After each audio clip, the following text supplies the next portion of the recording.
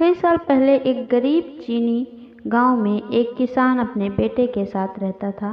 थोड़ी सी जमीन और एक छोटी सी भूसे की झोपड़ी के अलावा उसका एकमात्र प्रॉपर्टी एक घोड़ा था जो उसे अपने पिता से विरासत में मिला था। एक दिन घोड़ा भाग गया। उस घोड़े के अलावा आदमी के पास कोई जानवर नहीं था जिसके साथ वह जमीन पर खेती कर सके। उनके पड़ोसी जो उनकी ईमानदारी और परिश्रम के लिए उनका बहुत सम्मान करते थे, यह जताने के लिए उनके घर आए कि उन्हें कितना पछतावा हुआ। किसान ने उनकी चिंता के लिए उन्हें धन्यवाद दिया, लेकिन पूछा, आप कैसे कह सकते हैं कि जो हुआ वह मेरे जीवन का दुर्भाग्य है? किसी ने अपने दोस्त से बुदबुदाया, शायद किसान वास्तविकता को स्वीकार नहीं कर पा रहा है। उसे सोचने दे कि वह क्या चाहता है, तब तक कि वह जो हुआ उससे दुखी ना हो। और पड़ोसियों ने किसान से जो कुछ सुना था उससे सहमत होने का नाटक करते हुए चले गए। एक हफ्ते बाद घोड़ा अस्तबल लौट आया, लेकिन वह अकेला नहीं था। यह अपने साथ जोड़ी में एक अच्छी घोड़ी लेकर आया। ये बात पता चलने पर ग्रामीण जो उस किसान द्वारा दिए गए पहले उत्तर को अब समझ पाए थे, वो किसान के घर आए। इस बार उसे उसके अच्छे भाग्य पर बधाई दी जा सके। पहले आपके पास केवल एक घोड़ा था और अब आपके पास 2 हैं। बधाई हो, उन्होंने कहा। आपकी शुभकामनाओं के लिए और आपकी सभी चिंताओं के लिए बहुत बहुत धन्यवाद, किसान ने उत्तर दिया। लेकिन आप कैसे कह सकते हैं कि जो हुआ वह मेरे जीवन में एक आशीर्वाद है?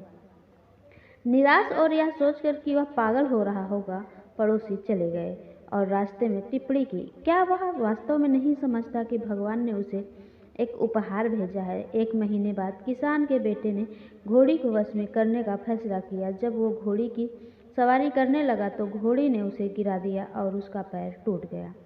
पड़ोसी किसान के घर लौट आए, घायल लड़के के लिए उपहार लाए।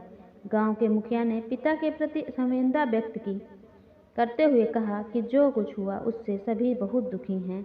उस व्यक्ति ने उनके आने और उनके चिंता के लिए उन्हें धन्यवाद दिया, लेकिन पूछा, आप कैसे कह सकते हैं कि जो हुआ वह मेरे जीवन का दुर्भाग्य है? यह सुनकर वो सभी चकित रह गए, क्योंकि किसी को भी संदेह नहीं हो सकता कि एक बेटे की दुर्घटना को पिता का दुर्भाग्य नहीं तो क्या समझा जाए। जैसे ही उन्होंने किसान का घर छोड़ा, कुछ ने दूसरों से कहा, वह सचमुच पागल हो गया है। उसका इकलौता बेटा हमेशा के लिए लंगड़ा हो सकता है और वह अभी भी इस बारे में संदेह में है कि जो हुआ वह दुर्भाग्य है या नहीं।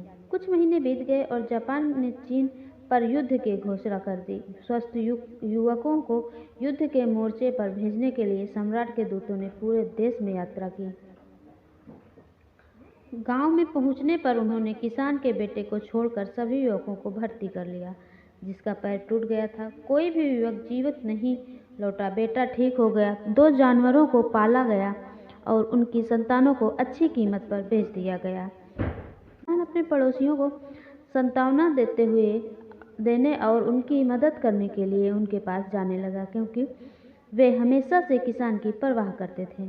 जब भी उनमें से किसी ने शिकायत की, किसान ने कहा, आप कैसे कह सकते हैं कि ये एक दुर्भाग्य है? अगर कोई बहुत खुश होता है तब वो उनसे पूछता है, आप कैसे जानते हैं कि यह एक आशीर्वाद है? धीरे धीरे उस गांव के लोगों को किसान की बातों से जीवन का समझ में आने लगा कि दिखावे से परे जीवन के और भी। दोस्तों, ये कहानी हमें सिखाती है कि दुनिया में कुछ भी हमेशा के लिए नहीं है, यानी जो कि अगर आज आप सुखी हैं तो हमेशा नहीं रहेंगे, और अगर आप अभी दुखी हैं तो आपका दुख भी हमेशा नहीं रहेगा। इसलिए सुख हो या दुख, दोनों ही स्थिति में स्थिर रहने में ही समझदारी है।